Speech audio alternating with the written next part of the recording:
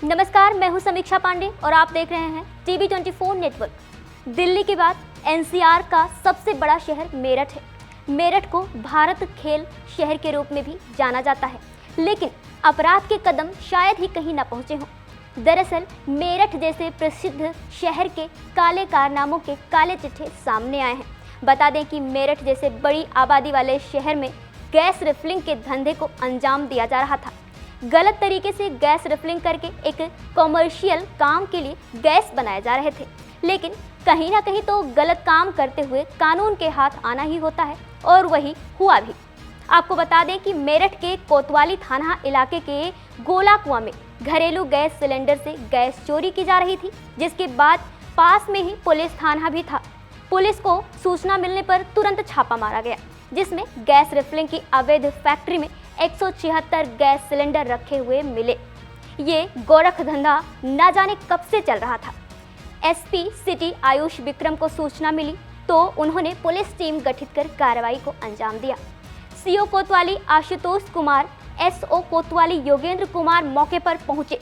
Gas refilling चल रही थी। पुलिस फोर्स को देखते ही गैस रिफिलिंग करने वालों ने भागने की कोशिश की, तो पुलिस ने मौके से दोनों लोगों को गिरफ्तार कर लिया। बता दें कि इसमें 2 लोगों को पुलिस ने गिरफ्तार किया और थाने ले आए।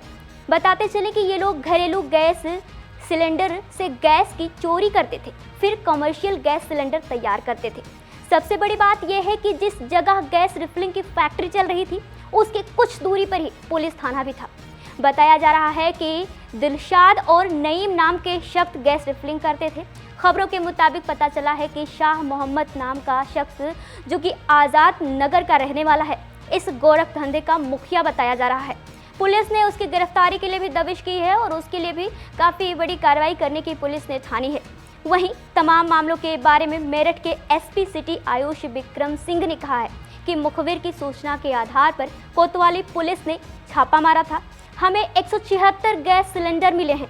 इसमें कुछ कमर्शियल हैं और कुछ घरेलू हैं। यहाँ पर ये गैंग घरेलू गैस सिलेंडर से गैस चोरी करके कमर्शियल गैस सिलेंडर में रिफिलिंग करके बाजार में बेचा करते थे।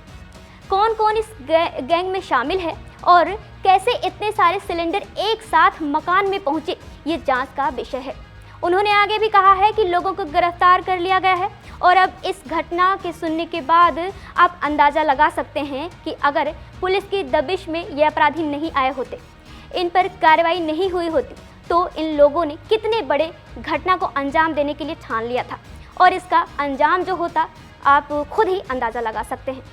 कहने का मतलब ये है कि किस तरीके से कानून के पीठ पीछे वारदात को अंजाम दिया जाता है और अपने चंद पैसों के लिए कितने मासूमों की जिंदगियां दांव पर लगाई जाती हैं। ऐसे गैर कानूनी मामले सिर्फ गैस रिफिलिंग के लिए ही देखने को नहीं मिलते हैं। आपको बता दें कि आए दिन ऑनलाइन फ्रॉड और डिजिटल अरेस्ट जैसे मामले देखने को मिलते हैं, जिसकी वजह से कहीं ना कहीं किसी न किसी को सदमे में हार्ट अटैक आ जाता है, तो कहीं कोई डर की वजह से सुसाइड कर लेता है। ऐसे मामले सामने आने के बाद लोग कानून को कोसते हैं, तो कहीं कहीं कोई अपनी लापरवाही का कारण बता देता है इन सब घटना को होने का। लेकिन अपराधी क्यों पनपते हैं, कैसे मिलती है इनको प्रेरणा, क्या है इसकी वजह? क्या शिक्षा का अभाव है इसकी वजह, या फिर इनका कारण है बेरोजगारी और मजबूरी? अगर हाँ, तो इसका समाधान कैसे हो सकता है?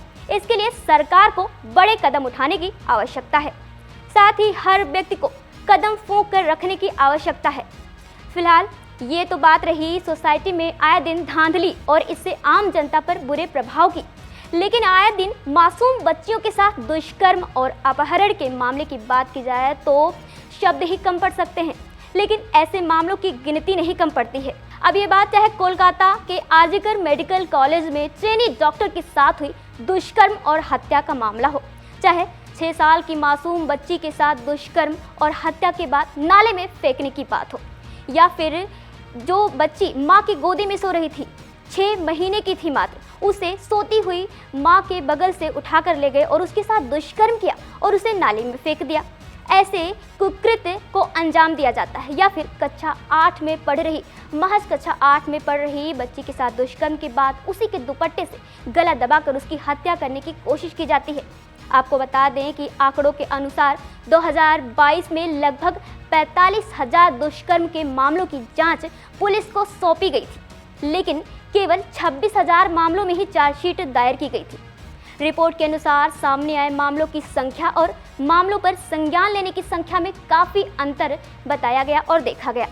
हालांकि पिछले वर्षों से लंबित 13,000 से अधिक मामले पहले से ही ऐसे विचाराधीन थे, जिससे पुलिस पर लगभग 45,000 मामलों की जांच का बोझ था।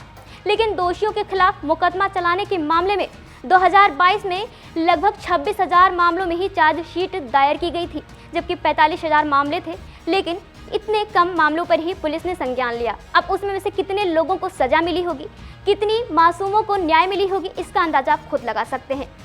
ये उन मामलों का 60% से भी कम था जो पुलिस के संज्ञान में कानून के सामने आए जो मामले, जिनकी वजह से उन्हें जांच करनी थी और 2022 में दर्ज घटनाओं की संख्या से भी कम थी।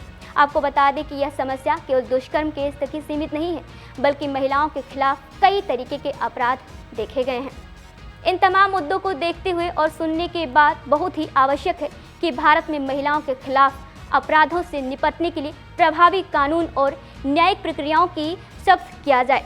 साथ ही गलत तरीके से चल रहे धंधों को विफल करने के लिए कानून को कड़े दांव खेलने होंगे, जिससे मासूम जनता को धन और जनहानि से बचाया जा सके।